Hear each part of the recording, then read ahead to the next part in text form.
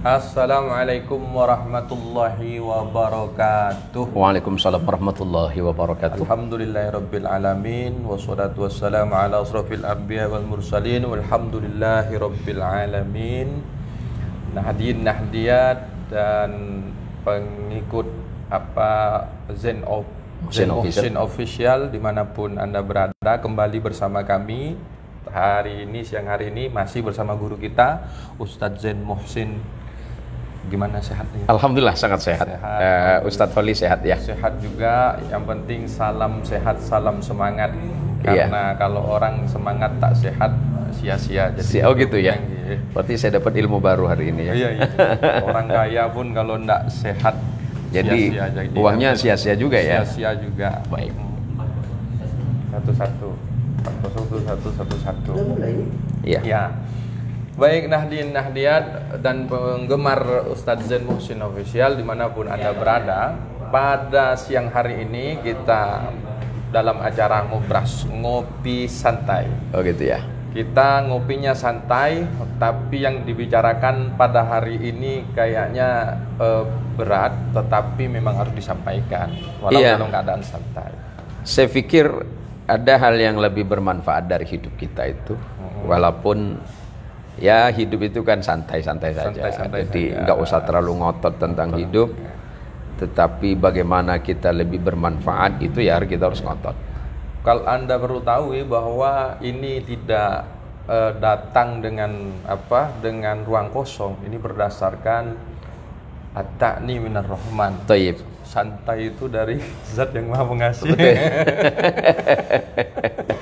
Kita santai, tapi mudah-mudahan santainya kita ini bisa membawa keberkahan, membawa kemanfaatan, dan wabil khusus menambah ilmu pengetahuan. Amin. Kita semua. Amin.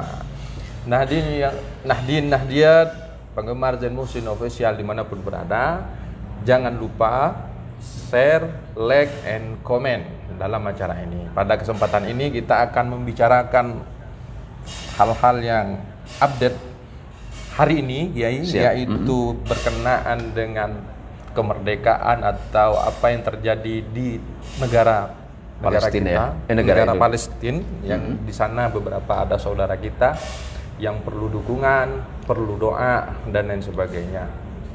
Makanya saya pakai sal ini Kiai sebagai simbol bahwa kami mendukung kemerdekaan Palestina dan mudah-mudahan mereka terbebas dari segala bentuk penjajahan dari manapun itu berada. Tema hari ini yaitu sedikit berkenaan kemarin, karena banyak ada aksi-aksi yang dari kawan-kawan muslimin muslimat, dan tidak hanya muslimin muslimat, mereka yang mendukung kemanusiaan dari non muslim pun mendukung bahwa Palestina harus terlepas dari kezaliman dan penjajahan. Dari situ maka kita mengambil tema hari ini. Dari aksi-aksi itu ternyata ada yang memanfaatkan momen di situ, sehingga langkah baiknya kita membahas itu, yaitu kita kasih tema besarnya, yaitu salah kaprah membela tunggu dulu, ini kayaknya salah kaprah membela Palestina, mendukung Palestina dengan bebaskan Palestina dengan jihad dan khilafah. Wah, ini ujung-ujungnya. Jadi menurut kawan-kawan ini yang ada di Kalbar, tentunya mereka mengaku dirinya bahwa aktivis pembela Palestina. Iya. Banyak 4 poin yang disampaikan, tetapi kita khusus ke 4 poin terakhir. Di sana memang sepertinya agak bertentangan dengan ideologi Pancasila yang kita miliki, Kiai. Maka di situ kita baca saja, usaha membebaskan wilayah Palestina dari penjajah Zionis akan bisa terlaksana sempurna dia katanya dengan bersatu dan bangkitnya umat Islam dengan naungan khilafah Islamiyah yang katanya akan menggerakkan umat Islam dan tentara yang gagah perkasa untuk melancarkan jihad fi sabilillah, mengusir Zionis penjajah dari bumi Palestina selama-lamanya. Maka perlu hari ini obrolan santai kita untuk ya sekedar membahas mencari kebenaran dalam segi ilmu pengetahuan. Mungkin nanti Ustadz Zain Muhsin yang akan memaparkan seperti apa sebenarnya yang terjadi dan apakah benar, apakah relevan ajuan teman-teman kita yang aktivis pembebasan Palestina di Kalbar ini.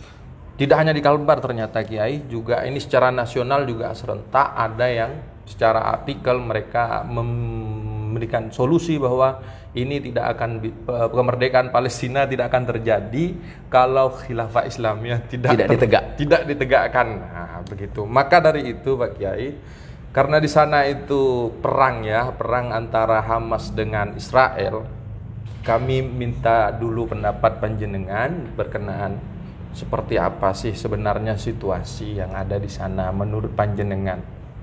Ya. Monggo Kiai. Bismillahirrahmanirrahim. Assalamualaikum warahmatullahi wabarakatuh. Alhamdulillahi wa kafa wassalatu wassalamu ala sayyidil Mustafa wa ala alihi min ahli sidqi wal wafa. Allahumma ansuril muslimin al mujahidin fi sabilillah fi Filastin wa Gaza wa fi biladil muslimin ammatan ya rabbal alamin. Alhamdulillah, segala puji bagi Allah. Siang hari ini sebagaimana biasanya setiap hari Jumat kita ngobrol santai ya di channel Zain Muhsin Official, dan alhamdulillah hari ini kita bersama guru kita Ustadz Khalil Hamidin. Beliau ini ketua MWC atau Tanfidz MWC Pontianak Utara yang sangat konsen sekali ya di bidang hal-hal yang berkaitan tentang kemanusiaan. Jadi tema sentral kita hari ini menjadi sangat menarik di tengah kondisi di mana saudara-saudara kita yang ada di Filastin, di Gaza dan seterusnya hari ini berada dalam kesedihan dan kesusahan. Tentu pertama kita sebagai sama muslim kita hanya bisa berdoa kepada Allah, semoga Allah bisa menjadikan saudara-saudara kita itu pertama sabar dan ikhlas di dalam ujian ini. Yang pertama, terus yang kedua Allah memberikan kemenangan yang kafah untuk mereka semuanya. Dan tidak ada lagi yang namanya penjajahan. Amin. Ini menjadi sangat menarik di tengah kehidupan dunia global. Ya, bahwa apa yang terjadi hari ini di ujung timur, barat, utara dan selatan, dan pada detik itu juga kita akan mengetahuinya. Artinya dunia itu ada di genggaman kita. Apa yang terjadi di belahan dunia manapun kita bisa menyaksikan dengan jelas. Tetapi tentu itu semuanya pertama harus kita sikapi. Harus kita sikapi penuh dengan keteduhan, ketenangan, dan tentu saja dengan informasi-informasi yang baik dan benar. Jangan sampai kemudian ada misinformasi atau mispersepsi di tengah-tengah masyarakat, karena persoalan ini bukan persoalan yang tiba-tiba ujuk-ujuk berdiri dengan begitu saja. Betul, bukan pas kemarin. Iya, ini persoalan Palestina yang awalnya bahwa tagline di dunia internasional pada tanggal 7 Oktober kemarin 2023, di mana dengan tiba-tiba Hamas itu menyerang Israel. Dan sampai ada korban 1.400 jiwa. Dan tentu Israel kemudian membalas aksi itu, dan sebagai bentuk reaksi itu menurut Israel, walaupun sebenarnya kejadian itu kan tidak berdiri tiba-tiba. Apa yang dilakukan oleh Hamas itu tidak begitu saja terjadi. Pasti ada latar belakang. Ada sebuah latar belakang yang panjang. Kalau kita tarik mundur ke belakang, sebenarnya di beberapa podcast yang lalu dan di video-video pendek saya sudah jelas tentang sejarah panjangnya siapa pemilik sah tanah Palestina, dalam hal ini Yerusalem sekitarnya. Yerusalem, kemudian Filastin, itu yang sesungguhnya adalah satu tanah yang di atasnya berdiri dua negara. Satu tanah yang berdiri dua negara. Dan di dalamnya ada 3 iman. Tidak ada pemisah di situ, maksudnya. Iya. Pembatasan seperti blok-blok begitu, kayak tidak ada. Iya, hanya tembok-tembok itu aja. Tembok pemisah saja ya. Tapi yang mau kita jelaskan secara utuh, kita perpendek saja ke peristiwa berdirinya sebuah negara yang bernama Israel. Israel itu kita awali dengan keruntuhan Turki Utsmaniyah. Karena dulu Palestina, Mesir dan sekitarnya itu di bawah kekhilafahan Turki Utsmani. Kenapa kemudian Turki Utsmani sampai hari ini masih terus dibaca?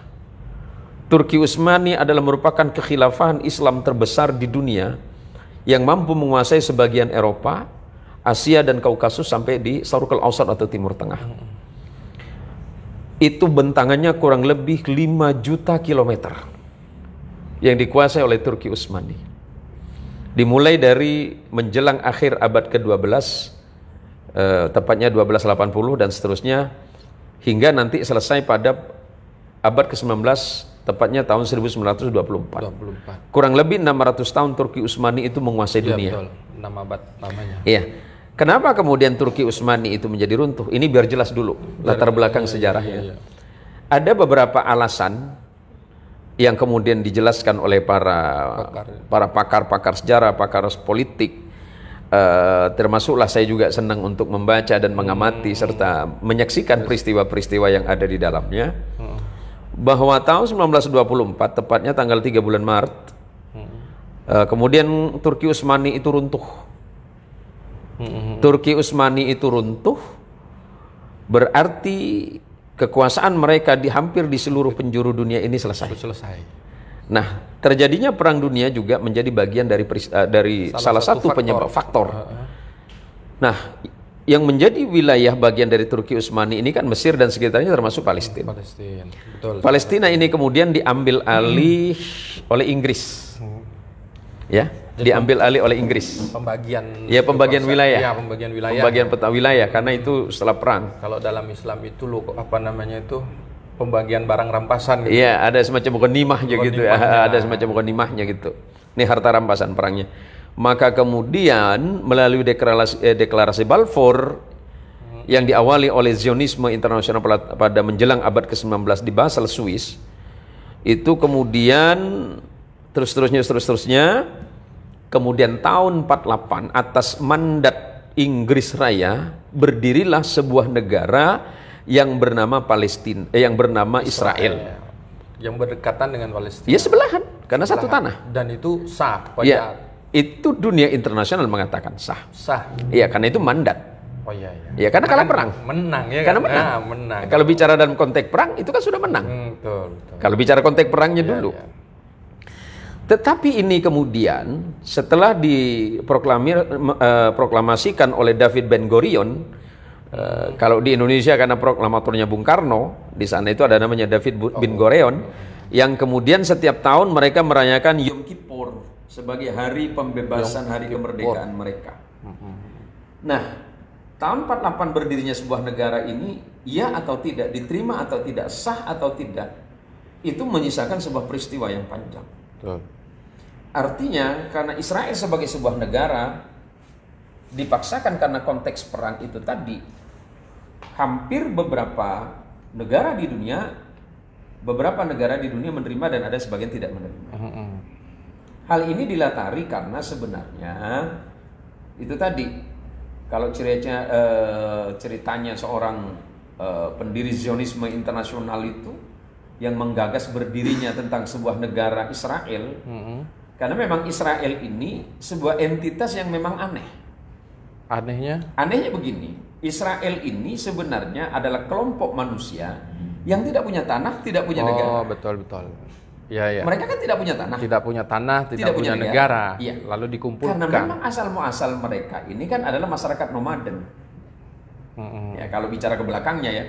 Nah, tapi setelah peristiwa 48 kita split saja. Kalau bicara ini nanti malah tidak selesai urusannya. Ya, betul. Yang kita mau jelaskan dan tegaskan, tahun 48 Israel itu merdeka. Ini menjadi sebuah problem serius. Di mana ketika penduduk yang ada di tanah Israel ini kan dipulangkan dari pengusiran. Ribuan tahun bangsa Israel itu terusir dari tanahnya. Akibat geosida yang dilakukan oleh Hitler. Hitler. Tahun 48 dalam perang dunia ini di Jerman ada peristiwa genosida. Orang Jerman ini kan bangsa Arya. Bangsa Arya yang sangat benci dengan bangsa Smith. Nah, bangsa Smith ini kan Yahudi. Oke. Yahudi ini kan sebagai bangsa Smith ini paling dibenci oleh bangsa Arya. Karena sejarahnya panjang. Iya. Saya nggak mau jelasin itunya. Kalau mau nanti mungkin saja nanti gitu kan. Mungkin bab lain nanti pertemuan yang lain. Nah, kemudian Israel ini dipulangkan. Orang-orang Yahudi di Eropa ini dipulangkan mulai dari Jerman, Hungaria, Swiss, dan beberapa negara Eropa itu kan dipulangkan ke Israel. Karena ada cita-cita besar dari Zionisme internasional. Kata Zionisme itu diambil dari kata nama Bukit Zion. Ada satu bukit, yang ada satu gunung Zion, yang berada di tanah Israel. Oh iya, iya. Ya. Makanya disebut Zionis. Zionis. Nah sekarang setelah berdirinya sebuah negara tahun 48 ini menjadi problem. Problem yang tidak selesai sampai hari ini. Betul. Karena apa? Israel sebagai suku bangsa dan di dalamnya ada sebenarnya Israel itu kan 12 suku nih yang disebutkan oleh Al-Quran karena keturunan Yakub kan 12. Yang tersisa hari ini kan hanya 2, keturunan Yehuda dan Benjamin. Itulah ya. Keturunan yang 10 keturunan ini masih belum saya jelaskan karena bukan itu topiknya. Nah, tahun 67 perang. 67 itu tahun 67 itu perang yang dikenal dengan perang Sinai. Liga Arab itu ya. Tidak semua Arab, Tidak hanya semua 3 negara Arab yang ada di sekitar Israel. Ya. Ada Mesir, kemudian ada Jordania dan ada Suriah. Bersama Palestina. Faktanya bahwa 3 negara Arab bersatu ini kalah. Kalah lagi. Kalah dalam perang ini. Tahun 67 itu kalah. Kita mau buka sejarahnya memang kalah. Nah kemudian ada lagi perang tahun 73. Tahun 73. Perang lagi. Pecah lagi perangnya. Ini lagi. Israel yang di belakangnya ada Amerika. Sekutu lah. Nah dari Mesir, Jordan, Jordan dan Suriah ini kan berperang dengan Israel tahun 73. Kalah lagi. 3 negara Arab ini kalah lagi. Kenapa bisa kalah? Silakan buka nanti apa yang menyebabkan kekalahannya itu. 3 negara Arab bersatu, tapi kemudian 3 kali kalah perang tahun 67 yang kita sebut dengan perang Sinai atau tahun-tahun 73 yang dikenal sebagai Yom Kippur. Nah, di tahun 73 ini maka dibuatlah sebuah perjanjian yang dikenal dengan perjanjian Camp David. Bukan David yang di depan saya ya. Bukan David itu. Nah, di perjanjian Camp David ini semakin memantapkan posisi Israel sebagai sebuah negara. Berarti 50 tahun yang lalu. Perjanjian yang isinya bahwa peta wilayah yang ada di Israel itu masih bertahan di situ. Bahkan yang terjadi bagian wilayah-wilayah tertentu di beberapa negara yang punyanya Suriah dulu dataran tinggi Golan itu diambil oleh Israel. Kemudian Mesir itu ada di bagian baratnya. Iya, bagian baratnya disebut dengan Sinai. Itu diambil juga oleh Israel. Kemudian punya Jordania juga diambil sebagian. Isu ini tidak akan selesai sampai kapan? Karena sudah masuk ke politik. Iya, karena memang sebenarnya solusi yang ditawarkan pada masa itu adalah 1 tanah 2 negara. Jalur Gaza hingga ke tepi barat itu punyanya Palestina. Ya. Mulai dari tepi barat sampai ke bagian ini, ke bagian selatan sana itu punyanya Israel. Tapi kan Israel tidak puas. Terus sampai kemudian ada terus aneksasi. Apa itu aneksasi? Pemaksaan perampasan hak tanah. Karena bagi Israel Palestina tidak pernah ada dalam peta. Dan bagi Palestina sebagai sebuah entitas makhluk manusia, Israel tidak pernah ada. Betul. Sama-sama Israel menolak. tidak pernah ada, sama-sama menolak. Nah, sementara solusi 2 negara itu tidak pernah sampai kepada titik tertentu. Maka kemudian ini menjadi isu internasional, isu negara, dan isu politik yang tidak berhenti sampai sekarang. Termasuklah di kita. Nah, posisi negara Indonesia itu dari awal kemerdekaan, bahkan dari awal berdirinya Israel sebagai negara 75 tahun yang lalu. Israel ini sebagai negara yang dideklarasikan sudah 75 tahun. Posisi Indonesia jelas menolak. Ya. Indonesia tidak menerima adanya sebuah negara yang bernama Israel. Betul. Dan jelas dalam batang tubuh Undang-Undang Dasar kita mengatakan bahwa penjajahan itu harus dihapuskan di atas dunia karena tidak sesuai dengan peri keadilan dan peri kemanusiaan. Jelas. Itu undang-undang kita mengatakan begitu. bagi Indonesia sebagai sebuah negara, Israel itu tidak pernah ada. Betul. Karena itu perampasan. Itu perampasan. Sama halnya dengan riwayat Indonesia. Ya Belanda harus kembalikan dong, karena punya Indonesia. Betul. Iya. Betul. Kayak dulu kita. Iya. Ini baru-baru ini kan baru ada pernyataan gitu bahwa Indonesia itu dilepaskan dari Belanda, kan lucu gitu. Itu lucu kan? Itu. Nah. Karena Amerika membantu Jepang katanya. Padahal pada tahun 1948 itu kita Belanda datang ke sini, negara sekutu datang ke kita. Mereka merebut kekuasaannya kembali, tapi kita dengan sekuat tenaga melawannya. Mengusir itu. Baik. Nah, jadi peristiwa ini kemudian menjadi isu internasional yang luar biasa. Termasuklah isu ini dibawa ke Indonesia. Saya sering mempertanyakan kolerasinya apa?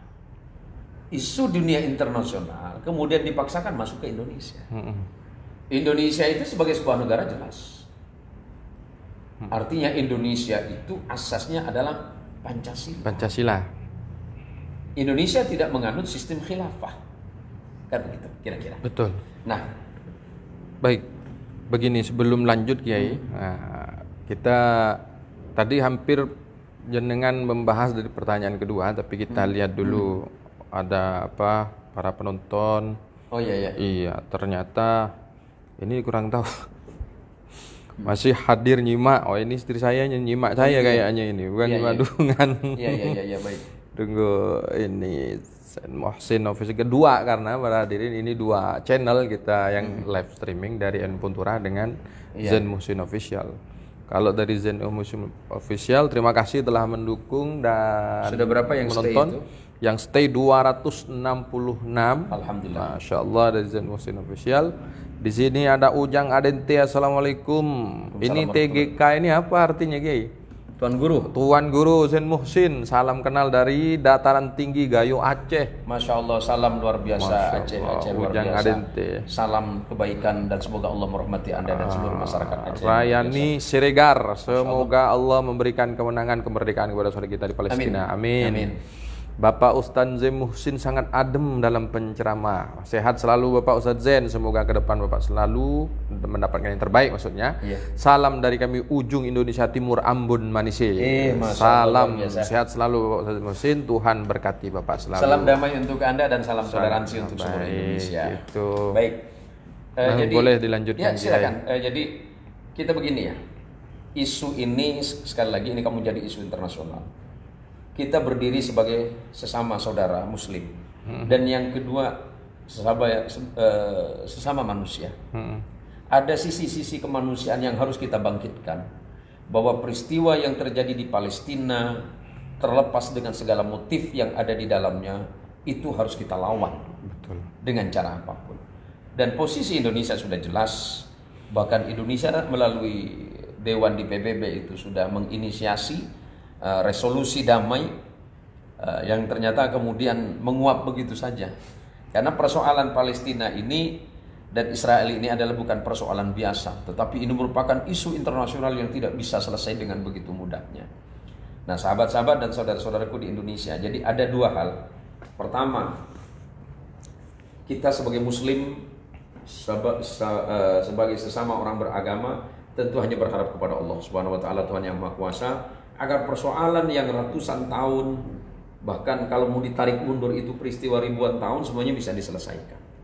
Nah, kemudian isu yang kemudian diusung, jangan sampai ini menjadi sebuah isu liar. Ya tentang bahwa solusinya harus khilafah Islamiyah. Ya, ini kan sering saya sampaikan di setiap podcast, saya sampaikan di setiap apa kita menerima atau kita harus merevisi dulu ini, gitu ya. Apa solusi yang ditawarkan oleh kawan-kawan kita ini? Ya baik, demo yang terjadi di mana-mana, bukan hanya di Indonesia. Puncaknya kemarin di Indonesia, itu saya tidak bisa menghitung, merinding. Tidak hanya di Indonesia, merinding kita melihatnya. Di Amerika pun juga ada. Di London kemarin itu puncaknya. Sekitar seminggu yang lalu kurang lebih 500.000 manusia. Dukung untuk dengan berbagai macam latar belakang agama, suku, etnis, lintas apapun itu semuanya bersatu. Artinya dari semua suku bangsa, dari semua agama turun bersama-sama. Karena ini lebih dari kata biadab. Apa yang bisa kita jelaskan untuk menggambarkan Israel? Allah. Apa yang kita bisa jelaskan? Semua sudah kita lakukan, semua sudah kita upayakan. Perjanjian-perjanjian selalu dikhianati.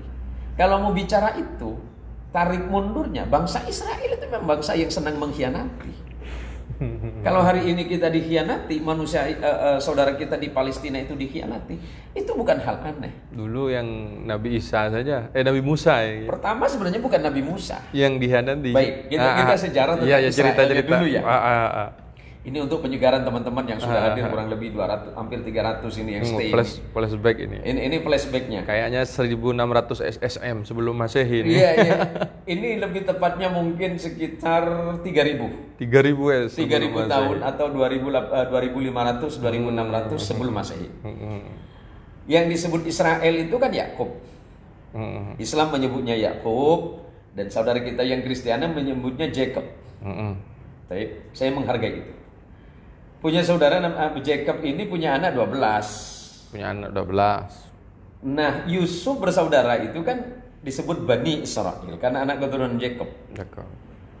Ternyata Yusuf itu dikhianati oleh saudaranya. Si Benyamin. Bukan. Benyamin tidak terlibat. Tidak terlibat. Mulai dari Gad, ada Isakhar, ada Zebulon, kemudian itu kan ada 10 lagi. Ada 10. Nah, terus sekarang Yusuf itu anaknya Yakub. Apa yang menjadi alasan mereka itu membunuh Yusuf? Karena kata ayahnya, Yusuf cerita sama ayahnya, ini ra'aitu ahada asyara kawkaba wasyamsa wal qamara ra'aituhum li sajidin. Yusuf menceritakan bahwa tadi malam saya mimpi ada 11 bulan bintang dan matahari sujud kepadaku, ayah. Yusuf cerita kepada Jacob, Yosef cerita kepada Jacob. Jacob mengatakan, la taqsus ru'yaka li akhika. Jangan kau ceritakan nak tentang mimpimu tadi malam kepada saudara-saudaramu. Karena apa? Fayakidulaka kaidah. Nanti kamu akan begini-begini, kamu dikhianati. Dan ternyata Yusuf itu memang dikhianati. Nah, kesininya kemudian Bani Israel kan dibawa dari Mesir oleh Musa alaihissalatu wassalam, diselamatkan dari Mesir, dibawalah ke Palestina dalam peristiwa perang juga. Dalam peristiwa pengejaran Firaun yang sangat dramatis itu. Kemudian Musa menyelamatkan Bani Israel sampailah di Palestina. Ternyata Bani Israel tidak mau masuk. Awalnya tidak mau masuk Bani Israel ini, ngotot kepada Musa. Nah, sebelum masuk ke Palestina, ada peristiwa di mana Musa pengen menghadap dulu kepada Allah. Setelah 40 hari 40 malam, Musa berpesan sebelum berangkat berpesan kepada Samiri. Samiri, ini muridnya Musa nih. Saya tinggalkan ini umat ini 40 hari 40 malam. Pokoknya kamu di sini dengan adikku yang bernama Harun. Musa punya adik Nabi juga namanya Harun. Kamu jaga mereka jangan sampai mereka ingkar kepada Allah. Yang terjadi apa? 40 hari 40 malam. Setelah itu Samiri membuat patung sapi yang terbuat dari emas. Baru 40 hari ditinggalkan oleh Nabi Musa, Bani Israel sudah mengkhianati. Kalau bicara itunya. Kalau bicara kebencian Yahudi kepada Bani Israel, kepada umat Nasrani luar biasa. Orang Yahudi itu paling benci sama Nasrani sebenarnya. Cuma saya nggak mau inilah. Tidak mau, ini bukan persoalan yang perlu saya sampaikan. Nah, kemudian dalam konteks ini, mari kita bersama-sama mendorong kemerdekaan utuh. Mari kita bersama-sama mendukung Palestina dalam konteks apapun. Kita bersama-sama mencarikan solusi terbaik. Tetapi kemudian ketika ini menjadi sebuah isu liar, menjadi sebuah isu liar, ini kan menjadi tidak lucu. Ya, kira-kira apa ini pertanyaannya? Saya agak bingung dengan pertanyaannya ini. Iya, itu dia. Solusi di 4 poin itu kita 3 poinnya itu kita terima, yang mendukung, kita doakan, kita jihad bil harta bil apa. Yang kedua ya kita kalau bisa dengan harta kita datang ke sana. Yang ketiga, yang keempat ini tidak akan kemerdekaan Palestina ini tidak akan bisa terpenuhi, tidak akan termakbul lah kalau misalnya khilafah Islamnya tidak terbentuk. Baik. Menyikapi tentang demo-demo yang membawa spanduk-spanduk khilafah. membawa spanduk-spanduk jihad. Saya membaca di Al Jazeera, itu saya nonton di Al Jazeera kemarin itu, bahwa parlemen Aljazair itu memberikan mandat kepada Presiden Aljazair untuk memutuskan apakah akan mengirim pasukan ke Palestina atau tidak. Mandatnya seperti itu. Tetapi ini kan tidak serta-merta kemudian diiyakan. Masih proposal. Iya, masih. Tapi yang jelas parlemen sudah mengatakan oke, tidak ada masalah, mau perang saja. Tetapi ini kan bukan hal yang gampang. Iya. Apakah umat Islam di seluruh dunia tidak berjihad? Sekarang umat Islam di seluruh dunia sudah mengupayakan dengan cara yang terbaik, walaupun sesungguhnya sampai hari ini belum ada solusi yang paling tepat. Maka ketika solusi jihad itu yang diajukan oleh kawan-kawan, jihadnya kaum muslimin seluruh dunia, jihad kemanusiaan melalui berbagai macam cara sudah dilakukan. Tetapi ketika ada yang mengusung khilafah, itu paling tepat. Khilafah. Saya tidak menginginkan, dan insya Allah bangsa ini tidak menginginkan bahwa peristiwa yang terjadi antara Palestina dan Israel ini menjadi sebuah isu liar yang kemudian diusung lagi ke Indonesia, seakan-akan bahwa khilafah adalah solusi terbaik. Saya menyebutnya utopia. Membangkitkan kenangan lama.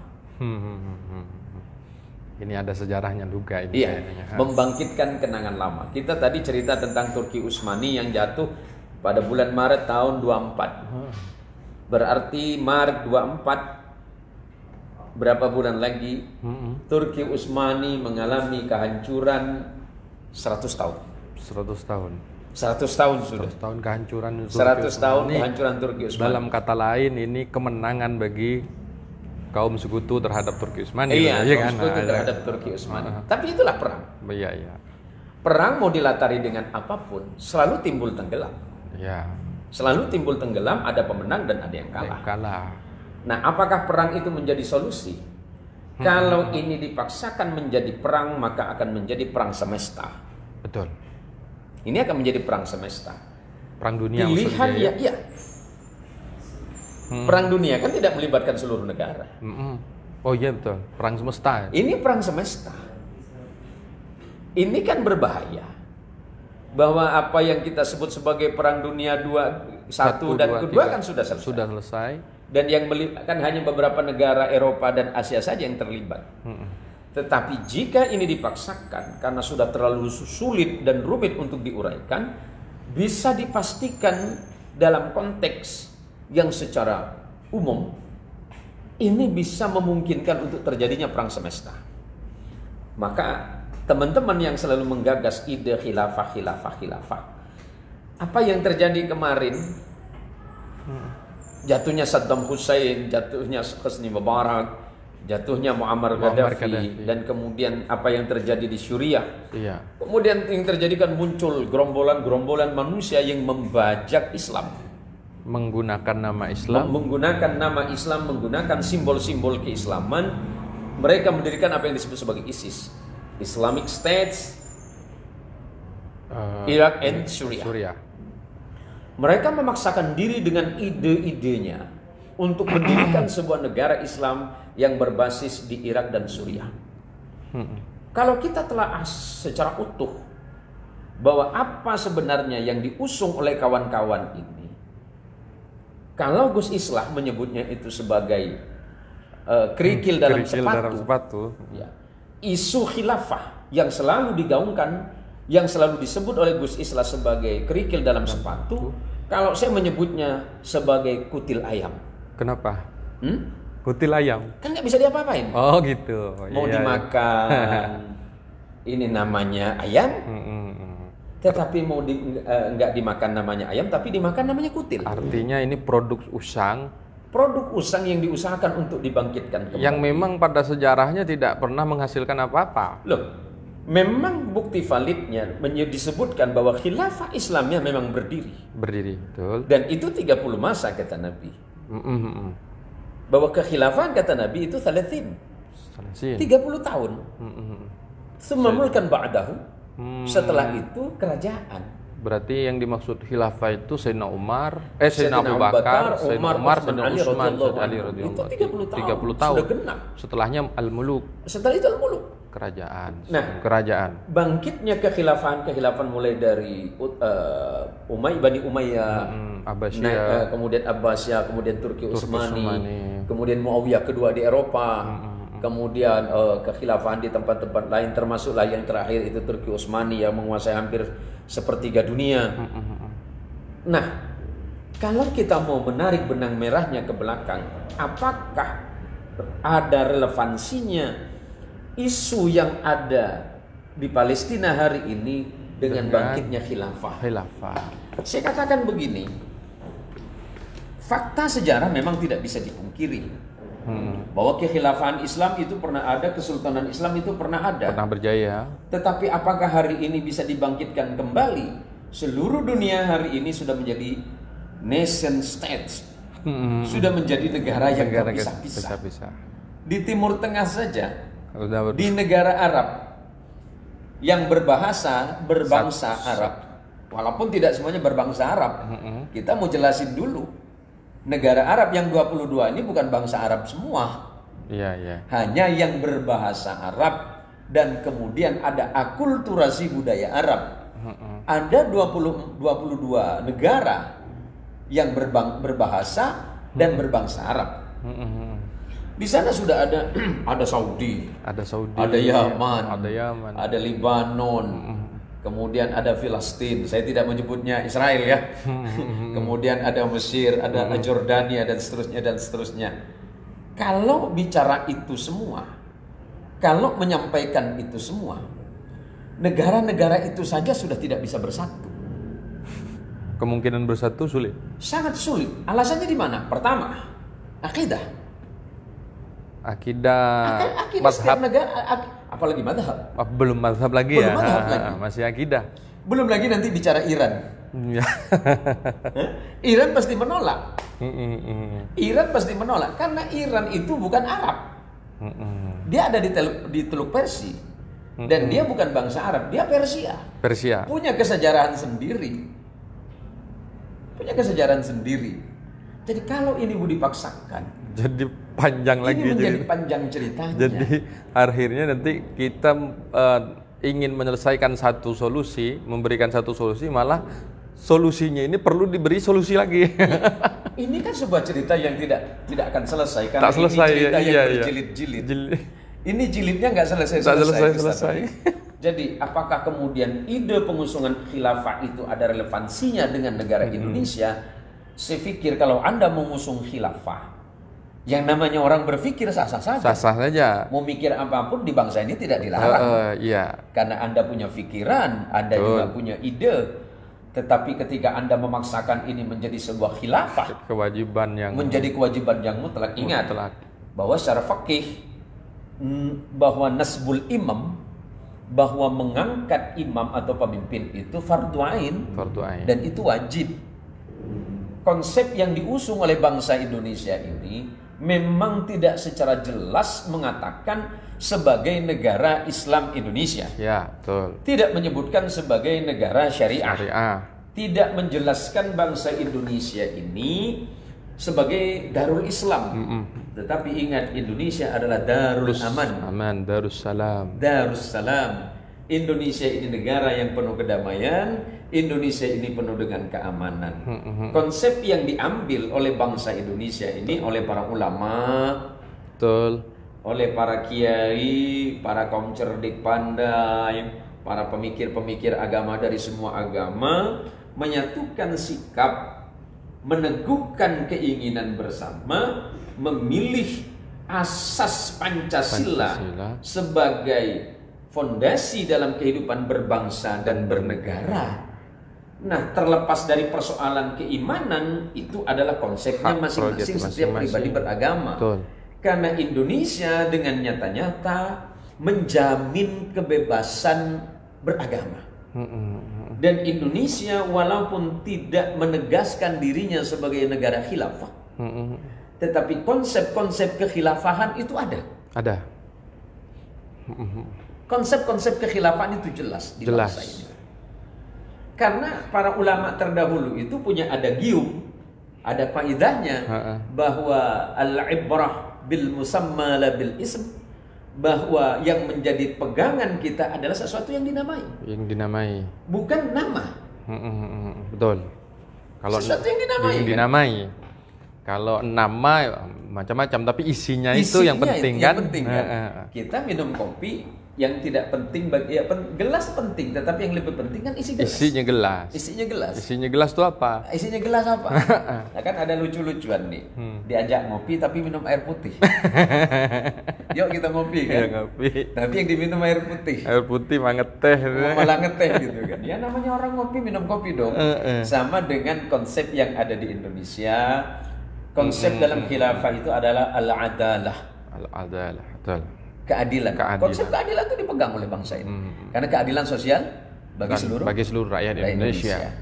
Nah, bicara soal kemanusiaan yang adil dan beradab. Yang keempat, permusyawaratan perwakilan itu juga jelas di Al-Qur'an. Di dalam khilafah ada sistem surah. Di sistem musyawarah, dan itu pada sila keempat. Sudah ada apalagi. Kemudian di dalamnya juga ada persatuan prinsip-prinsip al-hurriyah, kemerdekaan. Nah, di Indonesia ini Anda mau ngomong apa aja merdeka. Jelas. Selagi Anda tidak melanggar hal-hal yang sudah disepakati oleh bangsa. Anda mau bicara tentang apapun, silakan. Tetapi ada bagian-bagian tertentu yang memang tidak bisa dibicarakan. Kenapa? Jika itu menjadi mafsadah, menjadi kerusakan bagi bangsa secara umum. Tetapi kalau itu mendatangkan manfaat atau maslahah, yuk bicara. Ide pemikiran apapun silakan Anda tuangkan. Apalagi sistem kita ini kan ada cerita ini. Oh, itu kan trias politika, eksekutif, yudikatif dan legislatif. Itu kan sistem yang diadopsi dari orang-orang kafir. Masya Allah, dan nolak semua kayaknya. Iya. Itu diadopsi oleh orang-orang kafir. Berdasarkan tafsir cocokologi tafsir cocokologi. Dicocok-cocokkan aja. Dan Anda lupa bahwa Montesquieu, penggagas trias politika ini, mengambil pemikiran dari pemikir Islam Al-Mawardi. Waduh, ternyata dia punya dasar. Pembajakan Masya lagi. Allah. Anda menyebutnya, yang memperkenalkan trias politika yang ada di Indonesia, eksekutif, legislatif dan yudikatif itu idenya orang kafir. Ternyata yang digagas oleh Montesquieu. Jangan sembarangan ngomong Anda. Itu idenya Imam Al-Mawardi. Iya. Imam Al-Mawardi itu juga menekankan adanya ini. Iya. Silakan. Kalau bicara soal pemerintahan Islam yang pernah ada itu, sistem yang dipakai dulu itu diadopsi oleh negara-negara Eropa. Iya. Betul. Tentang kebebasan ada al-hurriyah, ada al-adalah, keadilan. Ada majelis syura, ada perwakilannya. Apalagi? Nah, kalau kita memaksakan bahwa ini harus kembali lagi kepada konsep-konsep khilafah. Karena khilafah itu akan ada kalau kita ini bersatu. Baik, saya sepakat dengan kata Anda bersatu. Bersatu dalam hal apapun. Umat Islam seluruh dunia hari ini kurang lebih 2 miliar. Begini saja saudaraku yang budiman, saudaraku yang baik. Mari kita mendiskusikan ini dengan menggunakan terminologi pemikiran agama yang jelas. Kemudian dengan sudut pandang yang jujur dan adil. Untuk tidak kemudian menjustifikasi dan menyalahkan siapapun. Nah, kalau bicara kepada itu, bahwa konsep-konsep yang ada di bangsa ini harus dirubah, harus diganti. Karena ini tidak sesuai dengan konsep-konsep Al-Quran. Menurut teman-teman, yuk mari kita duduk bersama-sama. Islam itu harus bersatu, itu kata mutlak. Tapi bagaimana mungkin Anda mengajak saya bersatu? Sedangkan Anda selalu menyalahkan saya. Betul. Persatuan macam apa yang Anda inginkan? Persatuan seperti apa yang Anda inginkan? Berarti Anda menginginkan tafsir tunggal kebenaran. Berarti mereka meminta kita ngikut dia. Nggak bisa dong. Iya, dan itu tentu ada banyak penolakan. Pintu masuknya kan sangat mudah. Mudah. Kan yang paling banyak setelah tahun 2000 ini, kata yang selalu disodorkan dan itu menjadi umpan yang luar biasa ditangkap dengan ganas, itu tahdzir. Takfiri. Iya, ya, takfiri. Bid'ah. Tasyrik. Syirik. Tadbid. Semuanya. Ingat, saya Ustaz Khalil Hamidin dan teman-teman Nahdlatul Ulama, nahnu laisa minal mukaffirina wa laisa minal mubaddi'ina. Kami ini umat Islam yang tidak akan dengan mudah mengkafirkan siapapun, dan kami tidak akan mudah membid'ahkan siapapun. Nahnu laisa minal mukaffirin wa laisa minal mubaddi'in. Kita ini adalah Islam yang berusaha untuk belajar kesantunan ala Rasulullah sallallahu alaihi wasallam. Anda selalu mengusung ide al-khilafatu ala manhajin nabawiyah. Anda selalu mengusung khilafah cara Nabi. Cara Nabi tidak seperti pikiran Anda. Belum apa-apa kita sudah dikafirin dulu. Yang dikafirin ini sadis. Yang dikafirin bukan Nasrani, yang dikafirin bukan Hindu, bukan Buddha. Orang yang sudah bersyahadat, yang dikafirin kita. Kita ini. Ya, mohon maaf saudara-saudaraku, kami bukan membongkar dapur kami, enggak. Ini biar jelas, yang dikafirkan itu bukan cuma Anda. Untuk saudara sebangsa Nasrani, baik itu Katolik, Kristen, Hindu, Buddha, Konghucu, bukan Anda saja yang dikafirkan. Mereka mengafirkan kita karena kita menolak pendapat mereka. Lah, kita ini selama ini dikafirin. Ustaz Holi dikafirin, saya dikafirin. Tapi nggak apa-apa. Toh kami juga tidak akan membalas itu. Betul.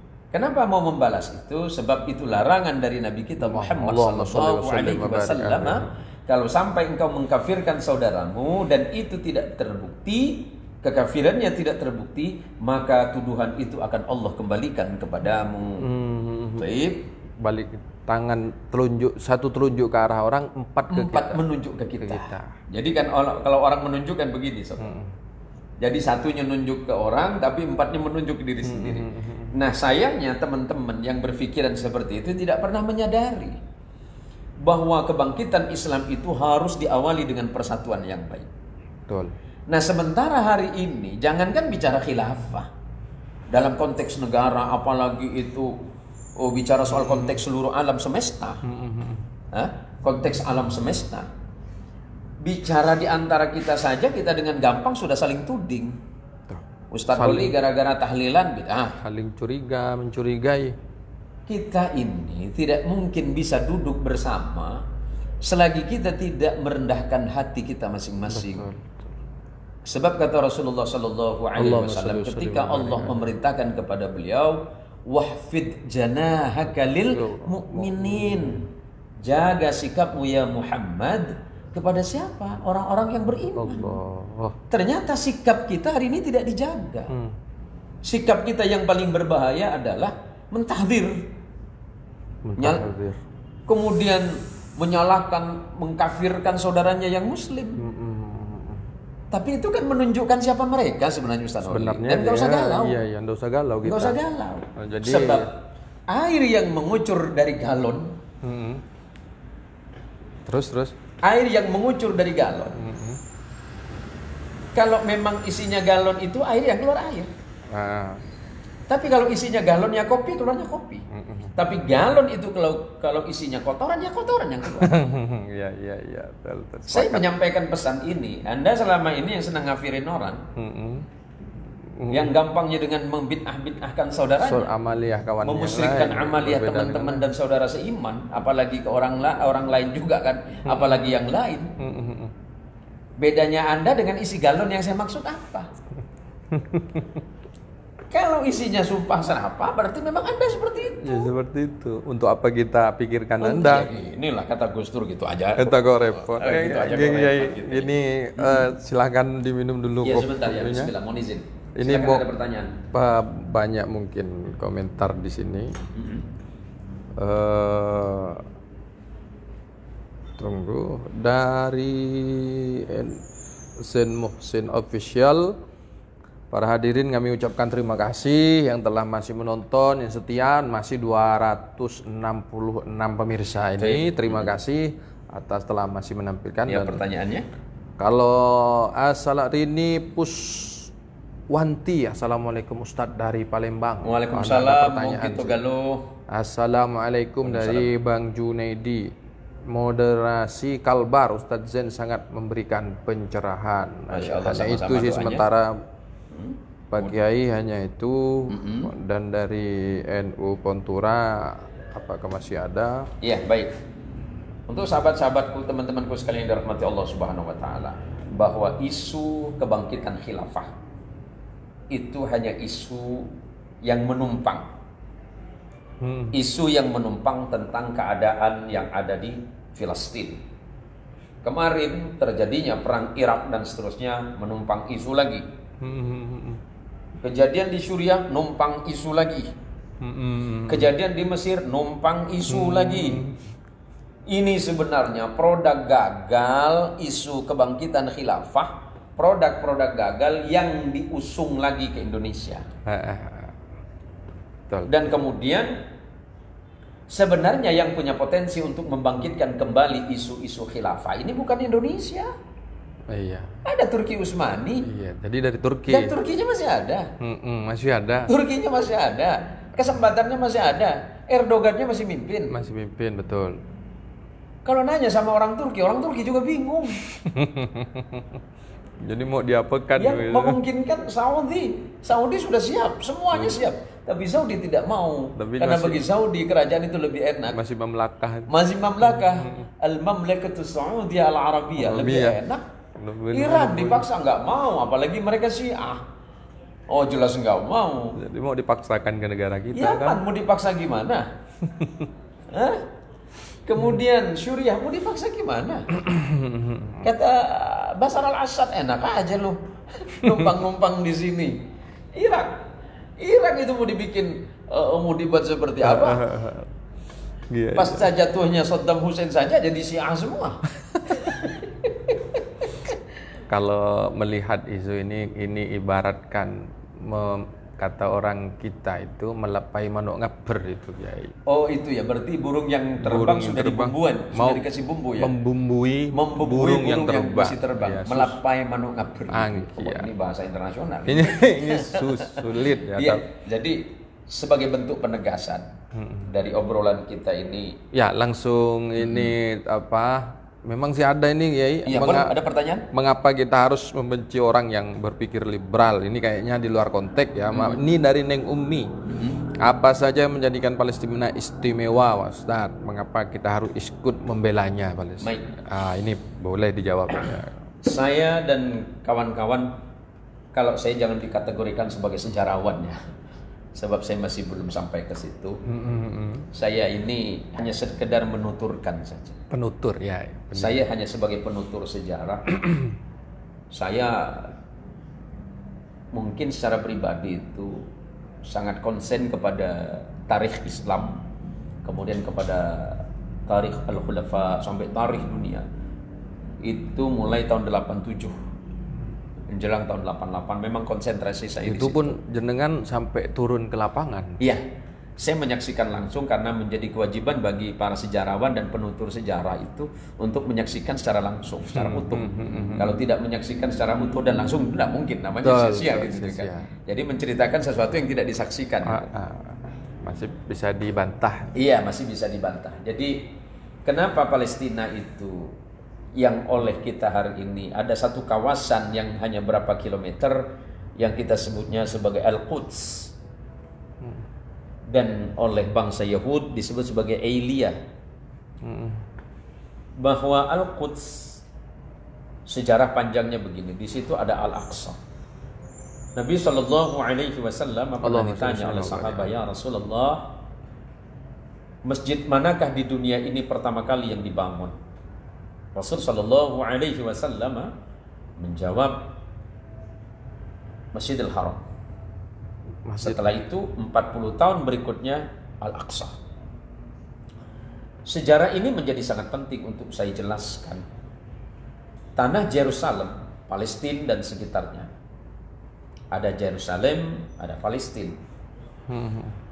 Bangsa Mesir kuno pernah menulis 3000 tahun sebelum Masehi itu, ada satu kata, bangsa Mesir kuno menyebutnya Yerusalem itu sebagai Ursalim. Ursalim. Ada yang menyebutnya Yerusahalayim. Ada yang menyebutnya, bangsa Sumeria menyebutnya Yerusahalayim. Kemudian ada yang menyebutnya Yerusalem. Ada yang menyebutnya Darussalam. Beda nama. Beda nama saja, esensinya di situ. Esensinya sama.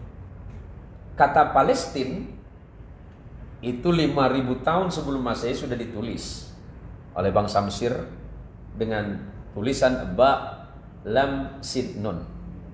Ba Lam Sin Nun. Palestina. Oh iya. Palestina. Nah, kenapa posisi ini begitu penting? Di situ lahir ribuan nabi. Betul. Nabi-nabi agung pernah ada di situ. Di situ pernah ada Yakub.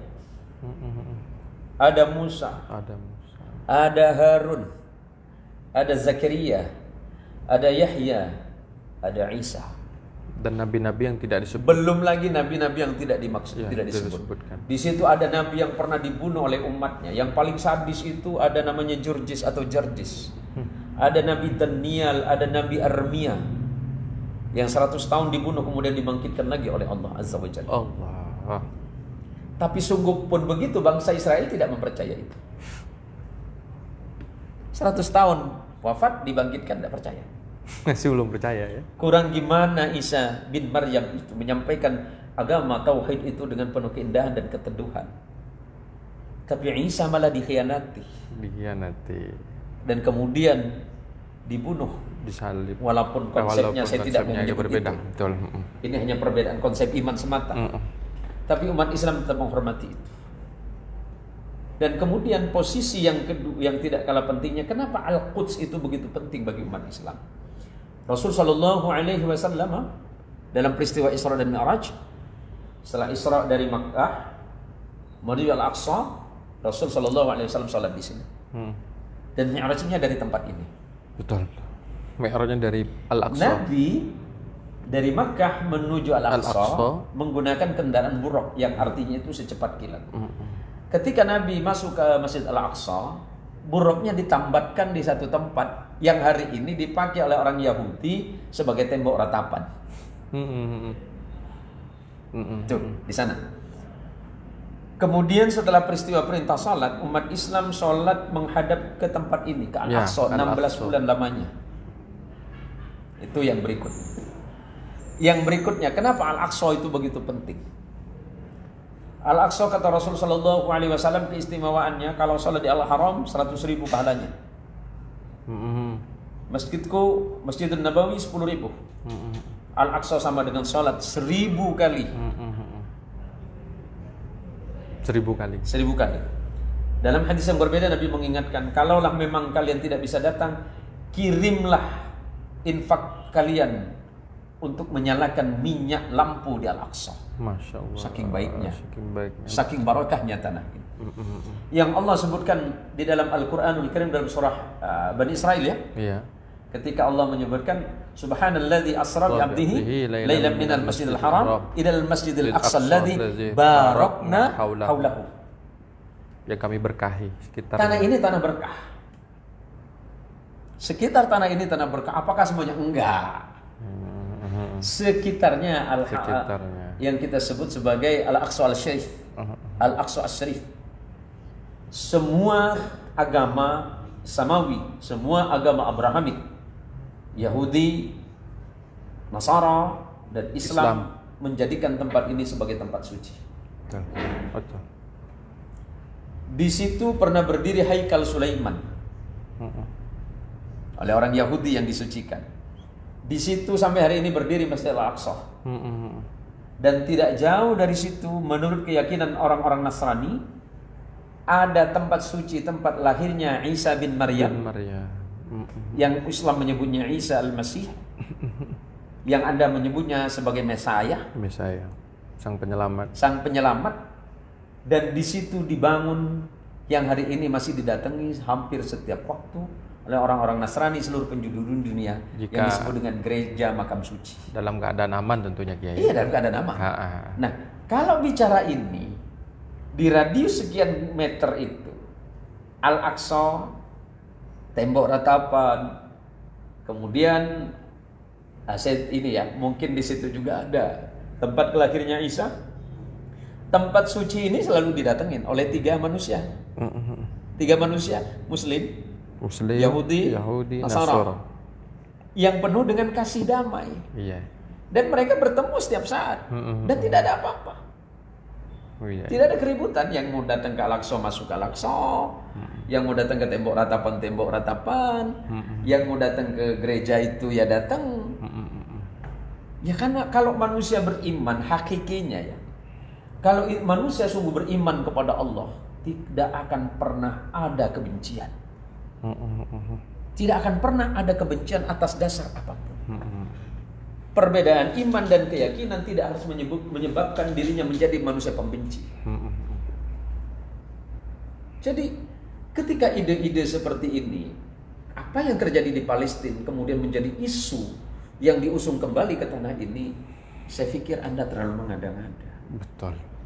Kalau kita mau bantu, yuk kita bantu. Ayo sama-sama kita ngambil pahala. Sikap kita jelas, 75 tahun Israel itu berdiri sebagai negara dan Indonesia tidak pernah mengakui. Itu yang pertama. Terus yang kedua, Indonesia dengan segala upaya selalu berada di samping Palestina. Betul. Kemarin Perdana Menteri Palestina Mahmud Abbas sudah menyatakan sikap Anda tidak perlu datang ke sini. Anda berdiri bersama kami berarti Anda berjihad bersama kami. Dan itu jelas sikap. Ketiga, bantuan kita tidak pernah habis. Betul. Kalau Anda maksakan kirim tentara, bukan tentara Islam Indonesia ini takut, bukan tentara Indonesia tidak mau, tapi kalau dikirim ke sana menjaga perdamaian, insya Allah siap. Siap, menjaga perdamaian. Betul. Di sana ada UNIFIL yang dikirim betul. dari Indonesia yang ada di Lebanon, itu masih menjaga perdamaian di sana.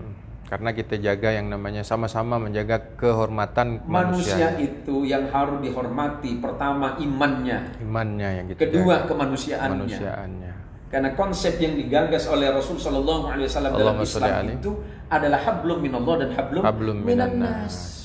Apakah kita berpikir Palestina itu Muslim semua? Enggak. Apakah yang ada di Israel itu Yahudi semua? Enggak juga. Karena di sana sebagai bentuk penutup ini. Iya betul. Ada kelompok Yahudi namanya kelompok Hasidish yang ada di Israel itu. Kurang lebih 700.000 orang Yahudi internasional menolak apa yang dilakukan oleh orang-orang Israel hari ini. Itu orang Yahudinya sendiri ya? Orang Yahudinya sendiri itu. Bagaimana kita dengan yang beragama lain ini? Bahwa keamanan dan kedamaian tidak akan tercipta kalau masing-masing tidak kembali kepada imannya.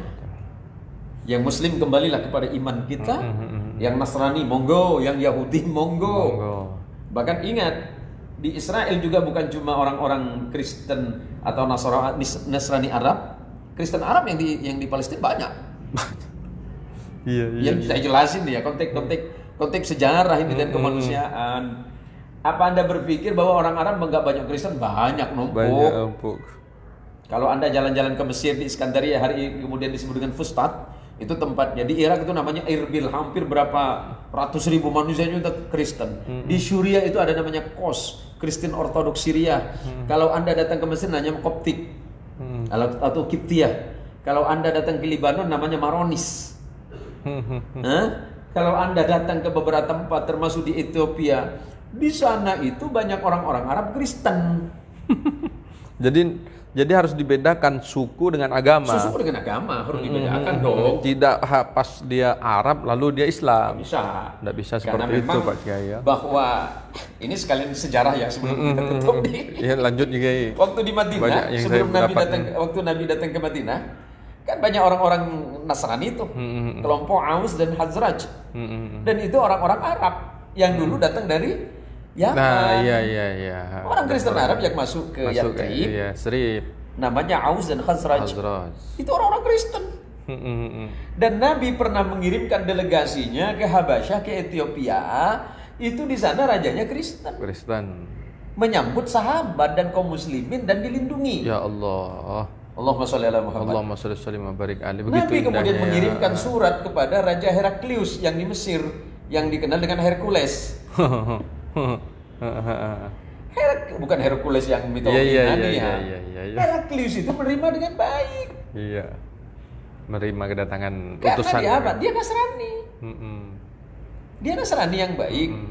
Nasrani awal ya, saya tidak bilang Nasrani sekarang buruk, enggak. Itu bukan urusan saya gitu. Itu pribadi kan masing-masing. Itu pribadi. Iya. Itu kan pribadi, ada juga muslim yang kurang baik gitu tuh kan. Ada. Iya, ada juga Nasrani yang tidak baik kan. Bisa di sebuah komunitas, agama, suku iya, jika ada. Jadi yang mau saya sampaikan begini bahwa agama itu kan membentuk pribadi manusianya. Kalau dia masih belum sempurna ya namanya manusia. Oknum aja.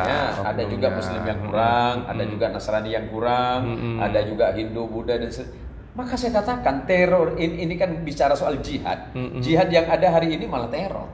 Menakut-nakutin orang lain itu haram enggak? Haram. Membuat orang tidak tenang. Ya, kalau jihad itu ya jihad perang di medan laga, bukan teror. Ada Nabi aturan. itu melarang sahabat yang nakut-nakutin orang lain walaupun itu hanya sekedar guyon. Guyon ini aja enggak boleh. Nakutin orang guyon. Guyon tapi nakutin orang itu kata Nabi haram. Berarti mengancam orang lain lebih haram. Iya.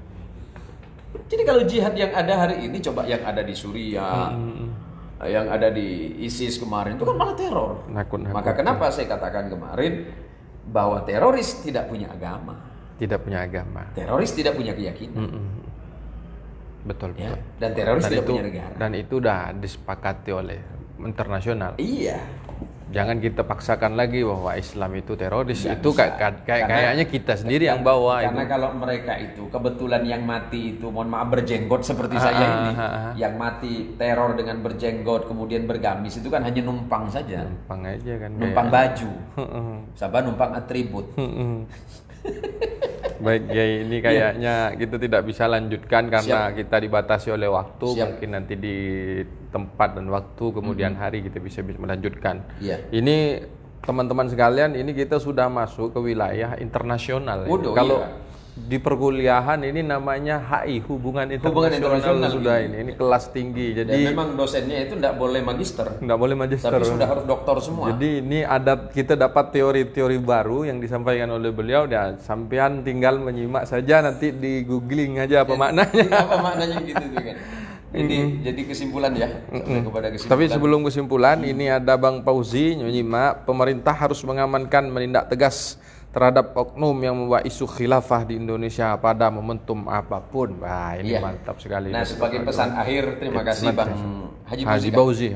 Bang Haji Fauzi, ini kan betul nih, luar biasa beliau ini kan selalu mensupport setiap kegiatan kita. Dan selalu biasanya juga hadir bersama-sama kita. Dan beliau selalu punya inisiatif untuk mencarikan solusi damai. Karena sebagaimana surat Nabi Shallallahu Alaihi Wasallam dan suratnya para khalifah kepada para raja-raja, aslim taslam. Iya. Anda masuk Islamlah Anda, maka Anda akan damai. Ya sebenarnya kan Islam itu banyak yang dapat kita tangkap dari nilai-nilai keberagamaan, bahwa sesungguhnya menjadi muslim itu harus mendamaikan dirinya dan bisa menghadirkan rasa damai kepada orang lain. Betul. Kedamaian yang ada pada diri kita itu dapat terambil atau tercermin dari sikap dia ketika dia mampu memberikan rasa damai dan aman kepada orang lain. Baik. Nah, kesimpulan yang mau saya sampaikan adalah semangat kita bersama-sama untuk membantu Palestina. Pertama dengan doa kita kepada Allah, kemudian dengan kunut nazilah, kemudian bantuan-bantuan kita ini sangat luar biasa. Kemarin kita tonton beberapa media itu bahwa bantuan kita masih ada yang tertahan di Mesir. Memang sulit ya. Iya, memang sulit masuk karena kondisinya seperti ini. Kemudian melalui Basnas, melalui MUI, melalui NU juga kemudian juga melalui NU, melalui Mercy dan beberapa. organisasi kemanusiaan, konsentrasi kepada kemanusiaan yang kredibel. Jangan kemudian salah kirim kita. Saya menyampaikan duka cita yang sedalam-dalamnya atas apa yang terjadi untuk saudara-saudara kita di Palestina, untuk saudaraku sebangsa, setanah air. Apapun iman Anda hari ini, mari kita doakan bersama Palestina agar diberikan kebebasan oleh Allah Subhanahu wa taala. Yang kedua, bahwa konflik yang sudah puluhan, ratusan, bahkan ribuan tahun ini segera berakhir dan kemudian tercipta kedamaian yang abadi sesuai dengan konsep Al-Quran dan konsep Rasul Sallallahu Alaihi Wasallam dan kesepakatan kemanusiaan. Terus yang bagian akhir, jangan lagi mengusung isu-isu khilafah hanya sekedar numpang, cari panggung, cari kesempatan dalam kondisi saudara kita yang dalam kesulitan di Palestina. Saya mengatakan jangan sampai kita ini menjadi manusia tidak beradab hanya karena menumpang sesuatu, kemudian lupa bahwa esensi kita membela Palestina hari ini, kita bantu mereka dengan cara-cara yang terbaik, bukan malah sebaliknya membangun kembali isu-isu atas dasar konflik yang ada hari ini. Masya Allah, terima kasih Pak Kiai Nahdian Irahmatullah, penggemar Ustadz Zain Muhsin Official. Itu tadi kami mungkin tidak bisa memberikan closing statement lebih dari cukup dari beliau, tapi ketika kita berada di negara damai dan aman ini, mari kita bersyukur dan tingkatkan ibadah kita. Amin. Dan jangan lupa kalau ada ibadah rezeki lebih, bolehlah sampean ngirim amal ibadah kepada Palestina. Baiklah, terima kasih atas perhatian Nahdiat dan Zain Muhsin Official yang mana berada, yang masih stay tune di channel kami. Kami ucapkan terima kasih banyak dan mohon maaf yang sebesar-besarnya. Akhirul kalam, wallahul muwaffiq ila aqwamit thoriq. Assalamualaikum warahmatullahi wabarakatuh. Waalaikumsalam warahmatullahi wabarakatuh. Terima kasih Ustaz. Masya Allah, ini foto dulu Bang, tiga SKS kayaknya. Selesai semua kayaknya.